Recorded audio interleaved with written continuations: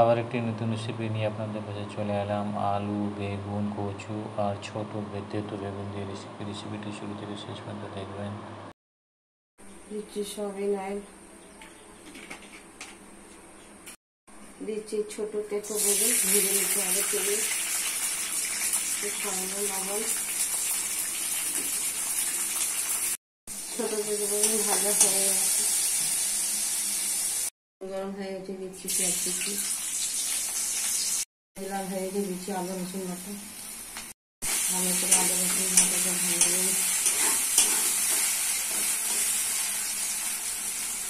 রসুন লাল হয়ে গেছে, দিচ্ছি মশলা, হলুদ গুঁড়ো 1 চামচ, লঙ্কা গুঁড়ো 1 চামচ, জিরা গুঁড়ো 1 চামচ, ধনে গুঁড়ো 1 চামচ, লবণ 1 চামচ।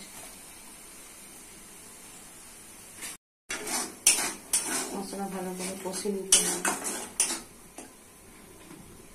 কষা হয়ে গেছে, দিচ্ছি সবজি কষে কষে রান্না করে নিতে হবে। কচি আলু বেগুন কষে রান্না করে নিতে হবে। ছোট তেঁতো বেগুন কষে রান্না করে নিতে হবে।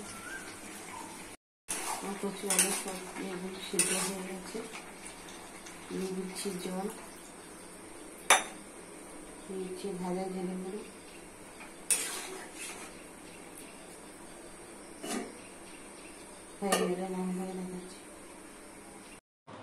রেসিপিটি রেডি হয়ে গেছে। কত সুন্দর, কত টেস্টি। বাড়িতে করে খাবেন, সাবস্ক্রাইব করবেন, সঙ্গে থাকবেন, পাশে থাকবেন।